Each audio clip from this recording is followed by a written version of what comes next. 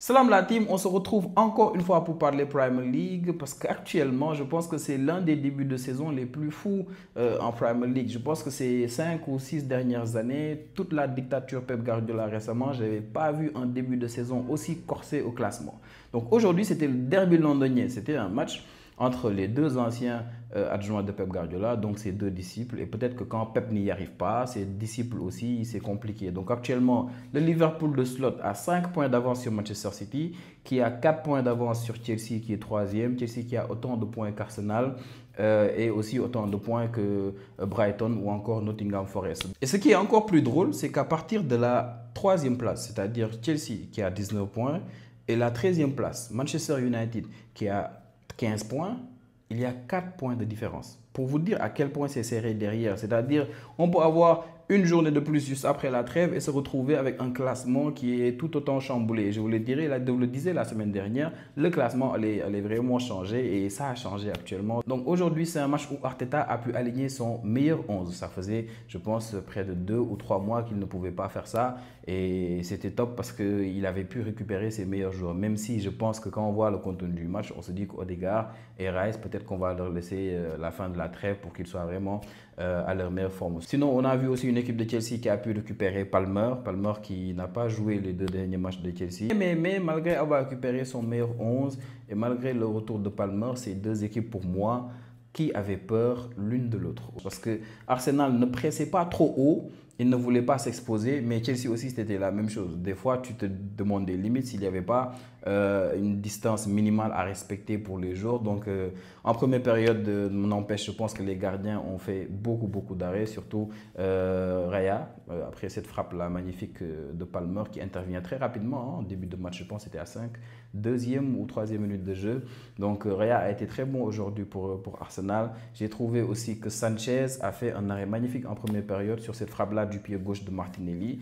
Ils ont été très bons. Je pense qu'en première période, c'est plus les gardiens qui se sont illustrés. En deuxième période, c'est peut-être là que Martinelli s'est un peu rattrapé vis-à-vis de son raté en première période. Mais sur cette action-là, il faut vraiment en vouloir à Colwill parce que tu voyais je pense que c'est Odegaard qui avait la balle ou bien Saka. Non, c'est Odegaard qui avait la balle parce que sur l'alignement, il y avait Saka, il y avait Martinelli de l'autre côté. Tu sentais nettement que la défense de Chelsea jouait vraiment le hors-jeu. Donc, je ne sais pas à quel moment Colwill n'a pas eu le temps de faire ce petit coup d'œil-là pour voir qu'il n'était pas bien aligné, mais c'est lui qui permet à Martinelli de mettre ce but-là. Donc, juste après, on a vu à quel point, quand on voit les deux 11 de départ, on voit à quel point Chelsea, ils ont un meilleur banc qu'Arsenal. Donc, facilement, le banc de Chelsea a fait un peu de différence puisque le double pivot de Chelsea au début de jeu, c'était Lavia et c'était Caicedo. Donc, après, Enzo est venu et c'est Enzo qui trouve l'espace pour avoir cette passe-là pour Neto. Neto qui met une frappe, rien à dire. Raya ne pouvait rien faire. On peut mettre n'importe quel gardien. Je pense qu'il prend le but aussi. Donc, but d'égalisation. Magnifique. En première période, Jackson, je ne l'ai pas trouvé trop bon dans l'ensemble du match. Mais en première période, c'était encore plus manifeste parce que c'est en première période où je le vois quand il décroche, il se ratait beaucoup. Des fois, il ne faisait pas la bonne passe, peut-être des fois la bonne course. Même si Palmer a été encore une fois magnifique. Hein, on sent que ça fait peut-être 2 matchs qu'il ne joue pas, mais le rythme était toujours là et c'est contrôle orienté Palmer. C'est vraiment un régal de regarder Palmer. Maintenant, aujourd'hui, côté Chelsea, celui qui m'a le plus surpris, c'est Cucurella. Cucurella, il fait un match incroyable sur Saka. Incroyable. Je ne sais pas si vous vous rendez compte, mais tout le match, il a tout fait pour neutraliser Saka. Et pour la majeure partie du match, il a réussi.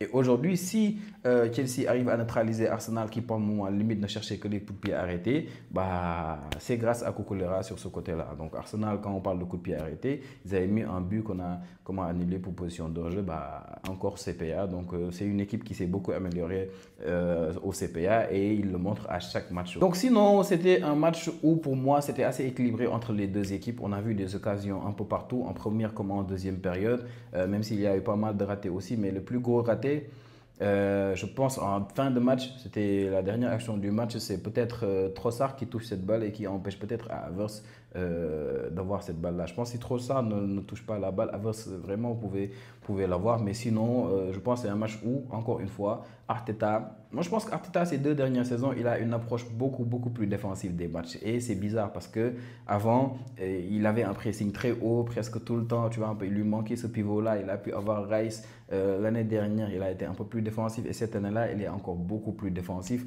Et peut-être qu'il se dit qu'il a laissé beaucoup trop de points l'année dernière et que cette année-là, il va se rectifier. Mais pour l'instant, ça ne marche pas. Donc, on va voir comment il va se réajuster. Pour moi, c'est pas trop tard. Il peut toujours le faire. On n'est qu'à la 11e journée. Il reste 27 journées. On ne peut pas dire qu'il y a 9 points de différence. Donc là, c'est compliqué, c'est fini. Non, c'est pas encore fini. Parce que là, Arsenal, ils enchaînent 2 matchs, 2 victoires. Liverpool, ils enchaînent 2 matchs nuls. Et Arsenal, ils viennent déjà à 5 points de différence. Donc pour moi, ça va vite. Et encore une fois, quand on connaît Manchester City qui sont encore que deuxième malgré tout ce qui se passe à Manchester City, la crise, elle est énorme.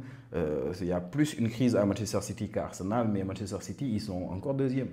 Donc quand on voit ça, on va se dire que Manchester City, on n'est pas encore au mois de mars ou bien au mois de mai, quoi. Donc on va savoir qu'il reste 27 journées, on va voir ce que ça va donner. Donc c'était un match très plaisant, c'était un match de football, pas très ennuyeux. D'habitude les matchs nuls sont assez ennuyeux. En première période, on s'est assez ennuyé, il n'y avait pas de but, mais il y avait des occasions de but. On a bien kiffé, même si sur le premier but, encore une fois, j'en veux à Colwill.